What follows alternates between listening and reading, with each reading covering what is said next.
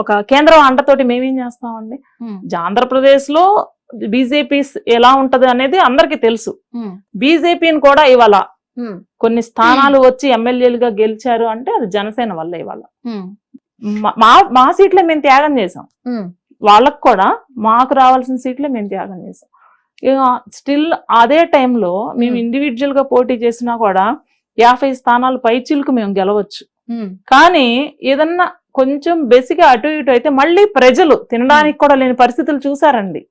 ఒక భవన నిర్మాణ కార్మికులు కానివ్వండి, లేకపోతే కూలీలు కానివ్వండి, ఉద్యోగులు, టీచర్లు కూడా రోడ్డు మీదకి వచ్చి ధర్నాలు చేశారు కదండి, అంగన్వాడీ కార్యకర్తలు, ఇట్లా ఎంతో మంది జీతాలు ఇవ్వక ఎంతో మంది. అలాంటి దుస్థితి మళ్ళీ రిపీట్ అవ్వకూడదు.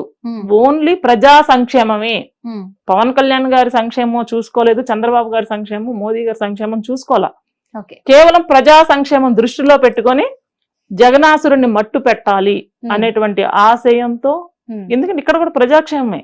అక్కడ జగన్మోహన్ రెడ్డి గారి మీద కక్ష సాధింపో లేకపోతే ఇంకోటి ఏం లేదు. ప్రజలు మళ్ళీ ఇబ్బంది పడకూడదు, ఆంధ్ర రాష్ట్రంలో ప్రశాంతంగా నిద్రపోవాలి.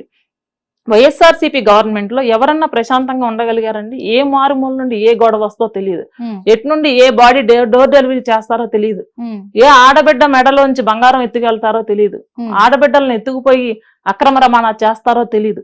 ఇలాంటి దుస్థితిలో మగ్గిపోయింది ఆంధ్ర రాష్ట్రం నిన్న మొన్నటి దాకా. మరి అట్లాంటప్పుడు వాళ్ళ ప్రశాంతమైన వాతావరణం ఉంటే కూటమిని స్వాగతిస్తానే ఉంటారుగా ప్రజలు.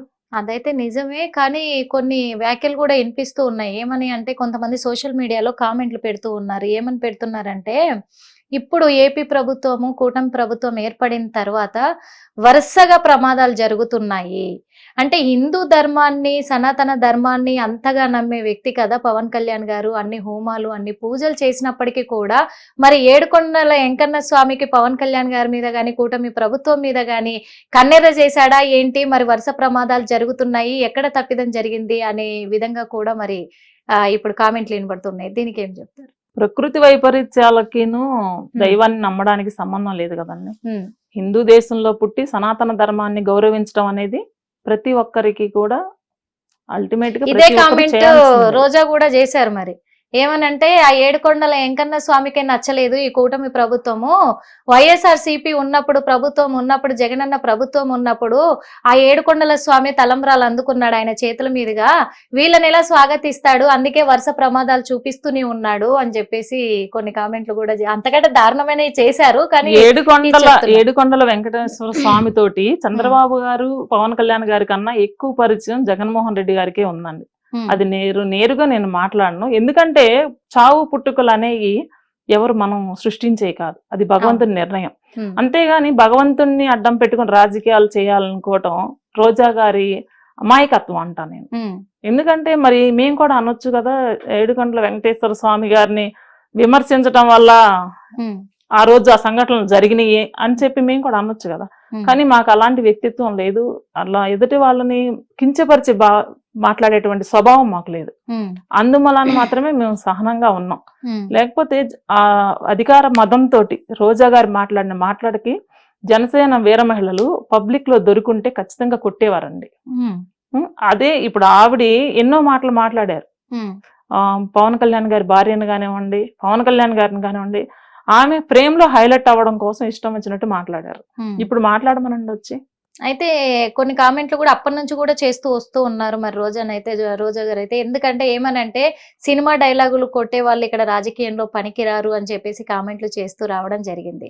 కానీ తను కూడా ఒక సినిమా వ్యక్తే, సినిమా రంగం నుంచి వచ్చిన మహిళనే. ఇప్పుడు కూడా వాస్తవంగా చెప్పాలంటే మొన్నటి వరకు జబర్దస్త్ చేసింది, జబర్దస్త్ ప్రోగ్రామ్ లో జడ్జిగా నిర్వహించింది. ఆ తర్వాత అక్కడ నుంచి బైకట్ అయింది. పవన్ కళ్యాణ్ గారు ఎప్పుడైతే రాజకీయాల్లోకి వచ్చారో అప్పటి నుంచి ఆ ప్రోగ్రామ్ కి స్వస్తి చెప్పేసి మళ్ళీ ఇక్కడ ఉన్న తర్వాత ఇప్పుడు కొత్తగా మళ్ళా డ్రామా జూనియర్స్ అనే ప్రోగ్రామ్ కి మరి జడ్జిగా వ్యవహరిస్తున్నారు. అంటే ఇక్కడ సినిమా రంగాన్ని ఒకప్పుడు కించపరిచిన రోజా ఇప్పుడు మళ్ళీ సినిమా రంగంలోకే మళ్ళీ వచ్చి కూర్చున్నారు. అంటే తను ఎప్పుడు కూడా సినిమా రంగాన్ని వదలలేదు. తను మరి రాజకీయాలలో సినిమా డైలాగులు కొట్టలేదా? దీని మీద ఏం చెప్తారు మీరు? అసలు అన్ని సినిమా డైలాగులే కదండి. సినిమా డైలాగులు కొట్టడం కాదు, ఆమె భర్త సినీ ఇండస్ట్రీకి సంబంధించిన వ్యక్తే. పవన్ కళ్యాణ్ గారిని ఇష్టం వచ్చినట్టు విమర్శించింది, సినిమా డైలాగులని అయ్యని అని చెప్పేసి. జబర్దస్త్ ప్రోగ్రాముల్లో వ్యంగ్యంగా కింద మాట్లాడుకోకూడదు అనమాట. అలాంటి డ్రెస్ సెన్స్ తోటి, మహిళలు కూడా చూడలేనటువంటి డ్రెస్ సెన్స్ తోటి ప్రవర్తించి, అది సినిమా, దాన్ని మేము కూడా కాదను, అది ఆవిడ పర్సనల్ లైఫ్. అలాంటి పర్సనల్ లైఫ్ ఒక సినిమా, ఒక అన్నం పెట్టినటువంటి అన్నపూర్ణ లాంటి ఇండస్ట్రీని అవమానించింది ఆమె, పవన్ కళ్యాణ్ గారిని అడ్డు పెట్టుకొని. ఈయన భుజం మించి ఇండస్ట్రీని మొత్తాన్ని గన్ పెట్టి పేల్చి అవమానించింది. అది ఇండస్ట్రీ మొత్తం తీసుకొని ఉంటే ఇవాళ రోజా అనే ఆమెకి ఇవాళ ఇండస్ట్రీలో ప్లేస్ ఉండదు. వాళ్ళు తీసుకోలేదు కాబట్టి ఎవరినో పవన్ కళ్యాణ్ కదా అన్నారు, మనల్ని కాదు కదా అన్నట్టు నిమ్మక నీరెత్తినట్టు కొంతమంది వదిలిపెట్టి ఊరుకున్నారు. ఆమె ఈ రోజు మళ్ళీ దిక్కులేని పరిస్థితుల్లో ఆ ఇండస్ట్రీయే ఇవాళ మళ్ళీ ఆమెకి భిక్షం పెట్టే పరిస్థితి అయింది. ఎప్పుడు కూడా మనకు అన్నం పెట్టినటువంటి, అది ఏదైనా కావచ్చండి, ఏ వృత్తి అయినా కావచ్చు, అలాంటి వృత్తిని అవమానించకూడదు. ఆమె అసలు స్త్రీ అనే పదానికి కూడా కలంకం అండి, రోజా అనే మనిషి. మరి ఇప్పటికి కూడా తను చెప్తూనే ఉన్నారు, మళ్ళీ నెక్స్ట్ ఖచ్చితంగా వైసీపీయే రాసి పెట్టుకోండి, జనసేన కావచ్చు, ఇటు కూటమి ప్రభుత్వము, ఇద్దరు కూడా మీరు రాసి పెట్టుకోండి, వైసీపీ వచ్చిన తర్వాత ఒక్కొక్కరు అంతు చూడడం ఖాయం అని చెప్పేసి వార్నింగ్లు ఇస్తూ ఉన్నారు. దీనికి ఏం చెప్తారు? వాళ్ళు అంతు చూస్తారని తెలిసే ప్రజలు బటన్ నొక్కి నేరుగా అక్క చెల్లెమ్మలకి ఏదైతే నేను చేస్తున్నానని చెప్పి అప్పులు పాలు చేశారో మిగిలిన వాళ్ళని, అదే బటన్ నొక్కి రివర్స్ పంచి కొడితే వెళ్ళి పులివెందుల్లో పడిపోయాడు ఆయన. ఎందుకంటే ఇలాంటి ఫ్యాక్షన్ రాజకీయాన్ని ప్రజలు ఎవరు స్వాగతించరండి. ఇవాళ నా బిడ్డలు బయటికి వెళ్ళారంటే క్షేమంగా తిరిగి రావాలని నేను కోరుకుంటా.